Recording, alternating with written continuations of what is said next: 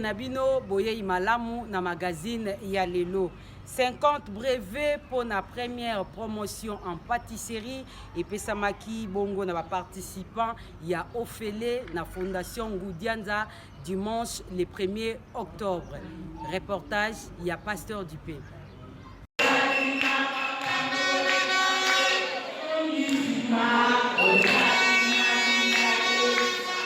Kimbanseke Mobimba bazalaki mobilisé na cérémonie ya remise ya ba brevet na sima ya formation ya ba fabrication ya ba produits pâtissier lokola ba gaufre ba galette ba gâteau pe ba produits de ménage mosusu na fondation ya honorable sénatrice Nefertiti Ngoudianza.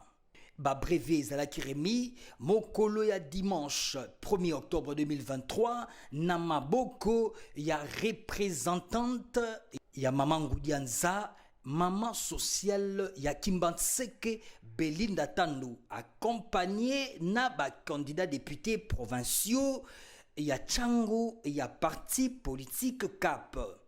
Ba breveté bazwaki machine ya galette, quelques kilos ya farine de froment na enveloppe ya kafu oyo ekosunga bango lokola fond ya démarrage ya boye ezalate.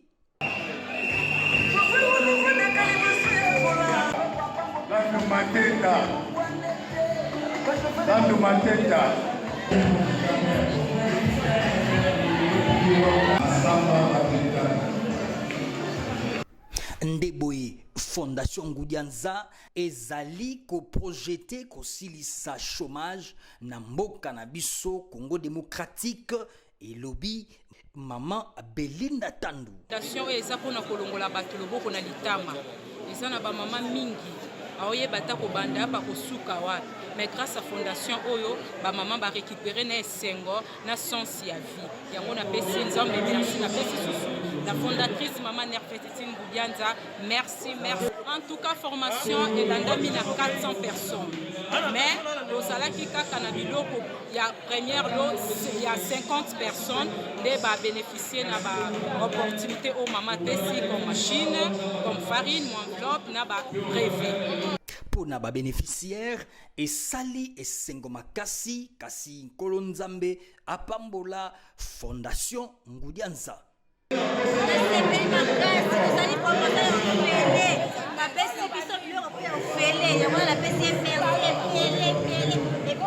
Banda tokangaki kalisiko ki baba babaki tokoya bakokole biso ekokisami elekipe na kimi yango na pamboli na aujourd'hui formation ya cours nanga bando pesanga kolakisa nde basalaka keki kolakisa nde basalaka yaou kolakisa nde basalaka jus balakisi biso ka biloko ebele. Mama na likambo ya boye ezangaki te participation ya ba chef de rue pe chef du quartier. Ebongi koyeba ete ba initiative ya lolenge oyo nde tata mokonzi ya mboka Félix Antoine Tshisekedi Tshilombo azali ko encourager. Yango tolobi e bosono azali moto.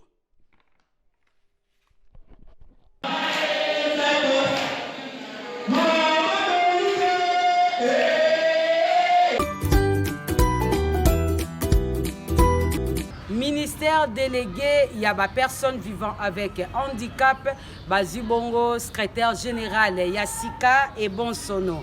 Personnes atteintes d'albinisme, François Kassanda. Reportage. Natina ete Mosala et Salama Malamu.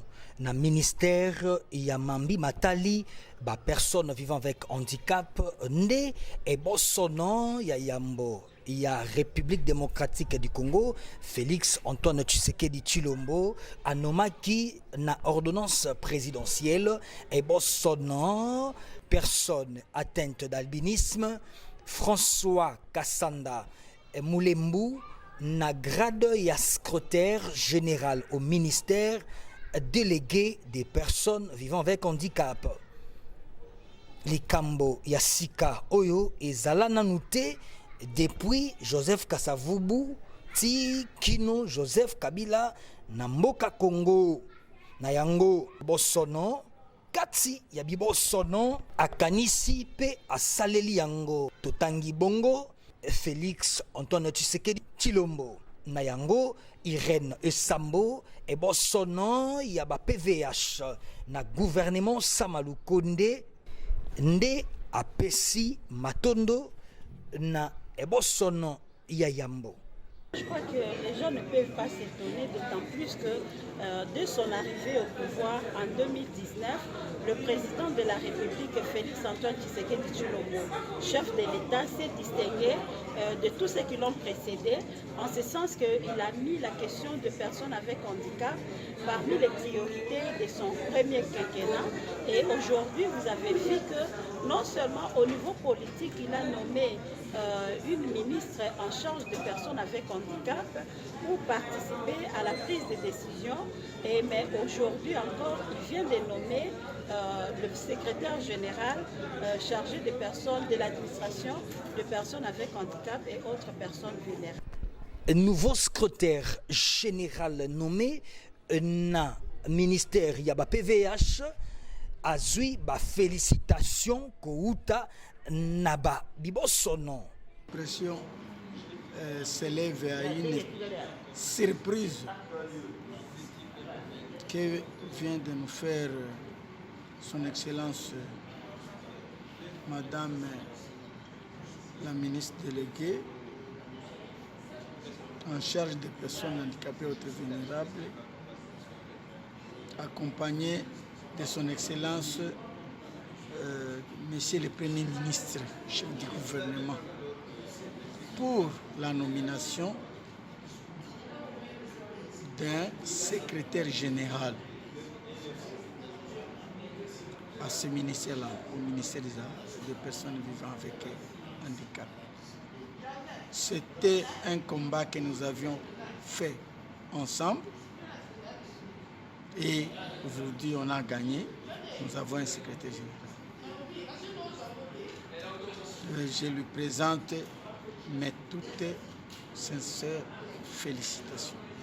Ebongi Kosimba ete Wuto Mokolo ya lundi 25 septembre 2023 nde nomination ya secrétaire général ya Sika etangamaki na radio-télévision nationale congolaise. Yango tolobi ebosono azali moto.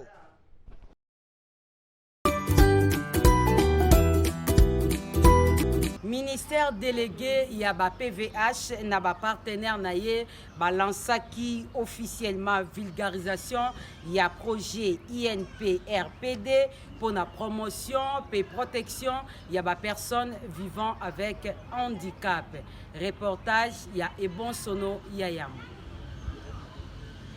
Nabokambami ya likolo ya ebosono ya Yambo tata mokonzi ya ikolo Congo démocratique Félix Antoine Tshisekedi Tshilombo nde ministère oyo etali bibosono topé ba personnes vivant avec handicap na organisation oyo babengi APEV basalaki na mokolo ya mardi 26 septembre 2023 lancement officiel ya ba activité ya mise en œuvre. Il y a projet conjoint, il y a partenariat, il y a Nations Unies pour la promotion, il y a droit, il y a personnes vivant avec handicap, Namokuse UNPRPD. Mililu Yango et Salamaki na Hôtel Hilton na commune ya Gombe, nde Lizwamaki et Bosono, il y a Yambo, il y a gouvernement de la République Jean-Michel Samalu Konde.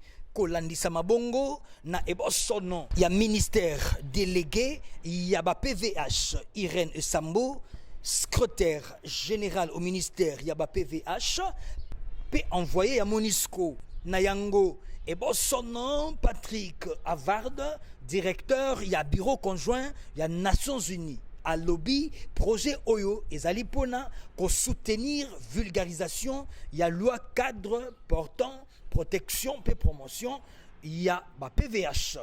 Ce projet est un catalyseur a pour simple objectif de donner à la RDC les outils de vulgarisation et de mise en œuvre cette convention. Nayango ebosono Irène Sambo apesi matondo na mokondi ya mboka pour na politique na ye ya inclusion ya ba personnes vivant avec handicap. Projet conjoint des partenariats des Nations Unies sur la promotion des droits des personnes avec handicap. Et comme vous savez, c'est un partenariat de haut niveau qui demande à ce que chaque pays où ce partenariat est noué, que le plus haut sommet de l'État puisse s'impliquer. Et vous avez vu que son Excellence, Monsieur le Président de la République, a délégué son Excellence, Monsieur le Premier ministre, chef du gouvernement, pour venir lancer les activités de ces partenariats. C'est autant dire que la République démocratique du Congo met parmi ses priorités la question de l'inclusion de personnes avec handicap dans la société. Donc je ne vais que dire merci aux Nations Unies qui est le partenaire avec lequel nous sommes en train de travailler dans le cadre de ce partenariat. Ebongi koyeba ete loi yango oyo ezali kobatela pe ekomema liboso ba personnes vivant avec handicap ezalaki promulgué depuis le 3 mai 2022. Yango tolobi ebosono azali moto.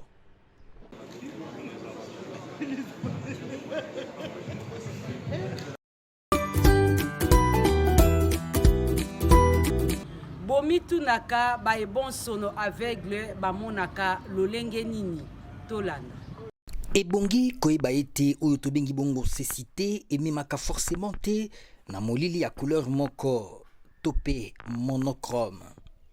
Ba aveugle mosusu ba décrivaka ba vision na bango lokola couleur grise topé mosusu ba couleur différente kolandisama na liso moko topé mosusu. Variabilité wana ezali selon ba émotion topé ba fatigue. Ba étude ezali bongo ko révéler que ba aveugle mosusu ba monaka ba sentiment topé ba point lumineux et puis ba sensation wana ezalaka modifié selon l'âge. Ya ba aveugle topé nabaka ya ba aveugle de naissance.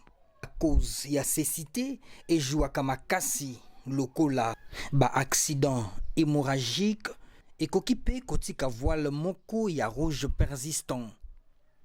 Ndakisa mosusu ezali bongo ba maladie progressive lokola cataracte topé glaucome oyo ekotisaka molili malembe na champ ya vision ya ebosono aveugle. Yango tolobi ebosono azali moto.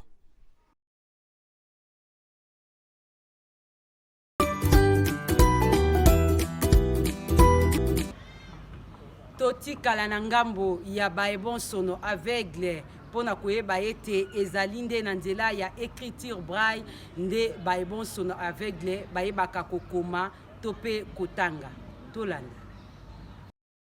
Écriture braille ezali moyen ya communication ya baebonsono aveugle. En général, mot braille ezali synonyme d'aveugle. Ekomeli oyo ezalaki inventé na 1829 par Louis Braille oyo akomaki aveugle suite ya accident na âge ya 3 ans. Système oyo ezali ko utiliser principe ya cellule Braille formé na 6 points en relief et grâce ya 63 combinaisons ya cellules. Par la suite, Louis Braille ayaki kozwa écriture pouvant être utilisée na mathématiques pe na musique. Les braille ezali moyen ya communication pratique pour na ba aveugle. Ezali pe na ba livre en braille couvrant à peu près ba sujet ya mathématiques, ya musique en passant par l'architecture sans kobosana la littérature. Ebongi koyeba ete association Valentin Hawaii na lisungi ya ba bénévole ebele bazalaki ko enseigner les braille et bazalaki pe ko constituer une bibliothèque braille oyo lelo ezali parmi les plus grandes du monde et dont les ouvrages sont prêtés gratuitement na ba non-voyants.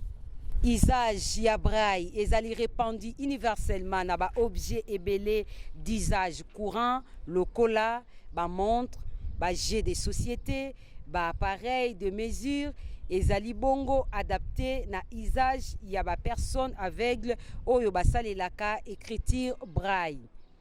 Innovation mususu ezali ke pona sténographie aveugle basalelaka pe version abrégée du braille oyo ezali ko permettre bango kokoma pe kotanga plus rapidement. Les majuscules ezalaka signalés par 2 points, les points 4 et 6 oyo ezalaka placés devant la lettre ou les groupes de lettres. Ezali kaka na aveugle te nde aprenaka le braille. Transcription na yango esalamaka na personne bénévole voyante. Les braille ezali produit na différentes manières. Okoki kosali la tablette métallique ou plastique, topé un poinçon ou une machine à écrire spéciale dont les 6 touches ezali ko correspondre na 6 points de la cellule braille, ou encore ordinateur oyo ezali ko traduire, ezali ko transcrire et ko reproduire les brailles. Tosimba ete l'informatique efongola ba nouvelle voie pour la saisie, reproduction répétitive et transmission à distance des textes en braille. Tosukisa na koloba ete ko apprendre les brailles ezali lokola ozali koyekola une seconde langue et sengeli na yo temps pe patience. Et bon sono azali moto. Na rubrique ya cours lelo tokoye kola lolenge nini okoki koloba bonjour topé comment ça va na langage des sourds. Salut tout le monde, bienvenue dans ce petit cours pour apprendre quelques mots de base pour pouvoir communiquer avec les sourds. C'est un petit kit de démarrage pour apprendre la LSF et pouvoir discuter dans une conversation en langue des signes. Donc le bonjour. Bonjour, on prend la main en B. On vient mettre la pomme vers soi, la pulpe des doigts sous la bouche ou sur la bouche, comme vous voulez. Et vous le lancez à la personne à qui vous dites bonjour. Bonjour, c'est un geste ample, d'accord? Si vous faites très sec, ça devient merci. Donc imaginez que c'est un bisou que vous jetez à la personne à qui vous dites bonjour. Bonjour, avec le sourire. Sinon ça veut dire complètement autre chose. Ça veut dire je te dis bonjour mais je suis pas content. Bonjour et merci. C'est plus sec le merci. Donc on va toujours se pointer. Enfin c'est pas obligatoire mais si on veut bien préciser que c'est de moi dont je parle, on se repointe. Je vais vous apprendre le mot prénom. Prénom. Alors on prend les N de prénom. Non. Voilà. Et il y en a un qui frotte et qui retape. Frotte et ça tape. On a tout le reste des doigts repliés, on est en N, en U si vous voulez. Hop, il vient vers moi et il tape. Ça fait ça. Prénom. Alors, on fait prénom. Voilà. J'épelle mon prénom. Je vous conseille d'aller voir le cours sur la dactylo pour apprendre à épeler et savoir dans quelle situation on épelle et dans quelle situation on a d'autres signes. Donc déjà, prénom. Moi, prénom. On va pas dire mon prénom, enfin on peut dire mon prénom, mais c'est moi, prénom, et on dit Marie. Donc ça, c'est prénom. Prénom. On a le nom. Le nom, on tapote deux coups. Non. Mon nom, c'est Little Bunbury. Non. Le nom de famille. La famille. On ouvre un bec de canard et on referme, ça fait un cercle. Famille. Mon nom de famille, c'est... Voilà. Bon, ceci dit, si vous rencontrez des sourds, c'est pas super intéressant si vous êtes dans une rencontre sourd-entendant de donner votre nom de famille. Mais je vous différencie le prénom qui est important, prénom, Marie, du nom. Et en général, quand on fait nom, c'est nom de famille, mais je vous ai rajouté famille pour vous l'expliquer. Voilà le petit cours.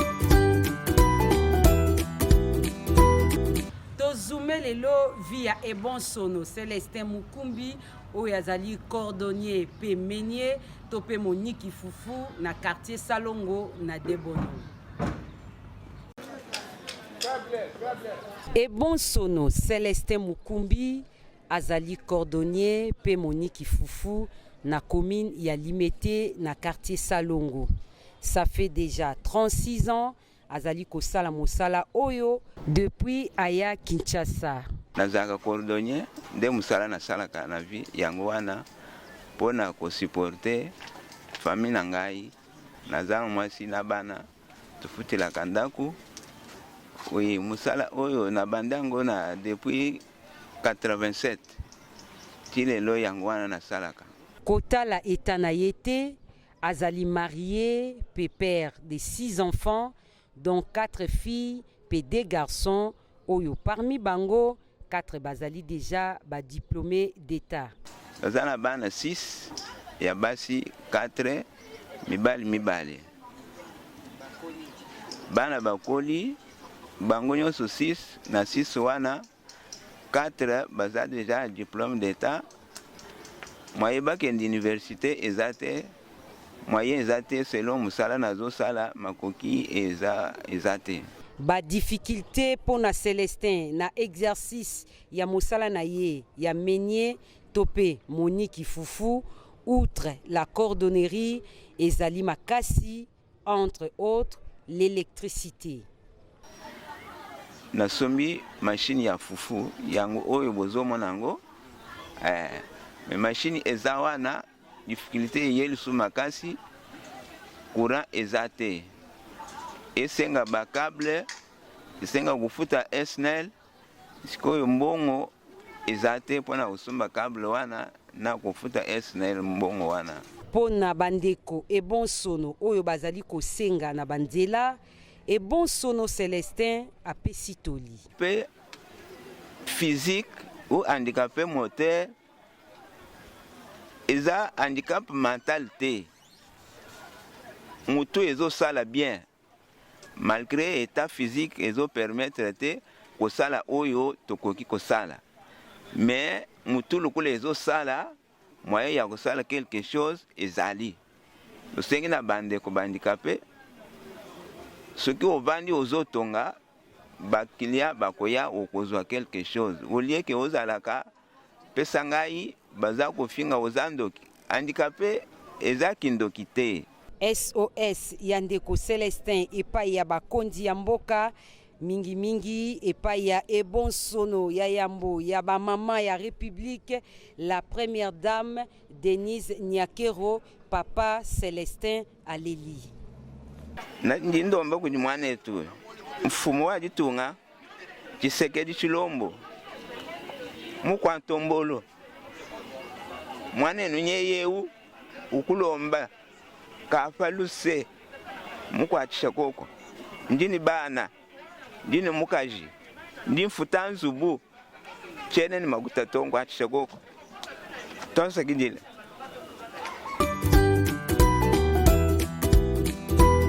Évangile patriotique ya lelo et bon sono ya yambo a invité ba société ya l'état topé ba privé ba oyo bazwaka batu na musala ba tenir pe compte na ba personnes vivant avec handicap. Évangile patriotique na biso ya mokolo ya lelo tozolobela bongo emploi ya ba personnes vivant avec handicap na société na biso congolaise. Exhortation na biso ezokende tout droit et pas ya ba ebosono nyonso o bazali ko assumer ba poste ya responsabilité to bani bongo na ebosono ya liboso ya yambo mboka Congo ebosono Félix Antoine Tshisekedi Tshilombo et puis to s'adresser na ebosono ya emploi travail pe prévoyance sociale pambate yonde ozali na mandat ya kolanda tout droit o ezali bongo emploi il y a des personnes vivant avec handicap. Catégorie abatouana, les amis dans la société sont discriminés et largement discriminés. Ils ont la société même publique qui a l'État, ils ont engagé ils ont employé mais les personnes vivant avec handicap basées représenter. Cette exigence là devrait être des mises un peu comme ceux qui balançaient offre comment la candidature de la femme ou féminine est encouragée. La candidature des personnes vivant avec handicap est encouragée. que vous soyez les institutions privées comme de l'État. Parce que les personnes handicapées ne sont pas aussi handicapées comme vous le croyez. Bazali n'a pas à tout pour donner comme vous les personnes dites valides. Et en moi, toujours le été, Mbella toujours lancé d'abord premièrement n'a instance, il y a suivi, instance, il y a organisation. Les alliés ministère, il y a l'État et puis institution sont organisées emploi na Congo. On aime notamment.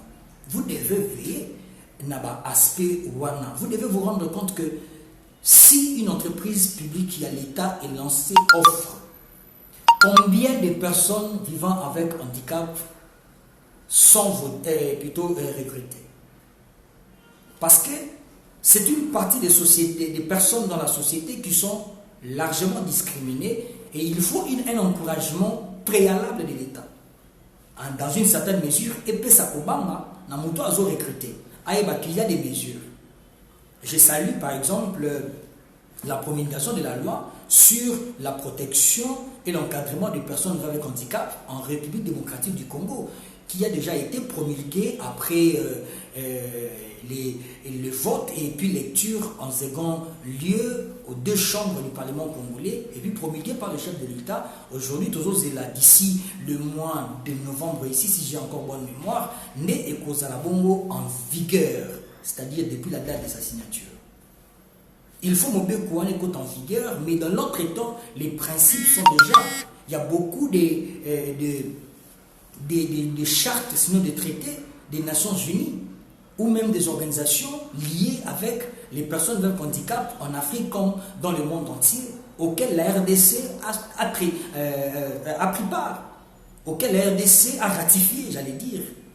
C'est-à-dire ces ratifications devraient aussi prendre leurs effets. Mais nous constatons amèrement, déjà, engagement, il y a PV, déjà engagement, il y a un problème dans la RDC. Par ricochet, engagement, il y a des personnes handicapées, ils ont de moins en moins pris en valeur. Ils ont pris en valeur. Que font les inspecteurs de travail? Qu'est-ce qu'ils vont inspecter pour suivre si les recrutements est fait? Et si ces recrutements ont rencontré les desiderata des personnes vivant avec handicap ou ont rencontré le besoin des personnes handicapées. Ouais, tout ça, ça fait partie des éléments que nous ne devons pas oublier. Au moins 50% des personnes handicapées devraient être embauchées dans les offres. Mais ça n'est pas fait, ou ça n'est pas le cas. Regardez même la nature des nominations, même il y a handicapé à Yambobos, il y a Félix Tshisekedi.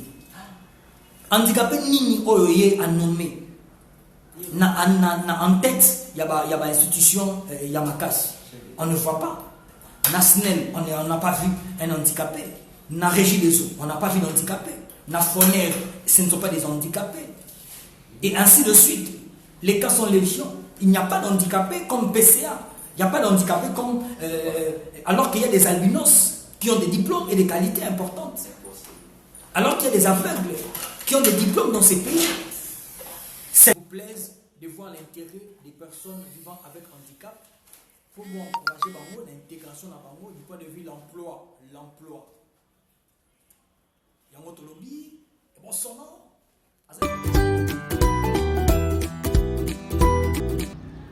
Bino baibolandaka biso boye baete tokomi na suka pona mokolo na lelo boko ba kolanda biso na ba chaîne na biso partenaire pe bo s'abonner massivement na chaîne YouTube Acti H Télévision. Que Dieu vous bénisse. Tokutani pona mbalasi.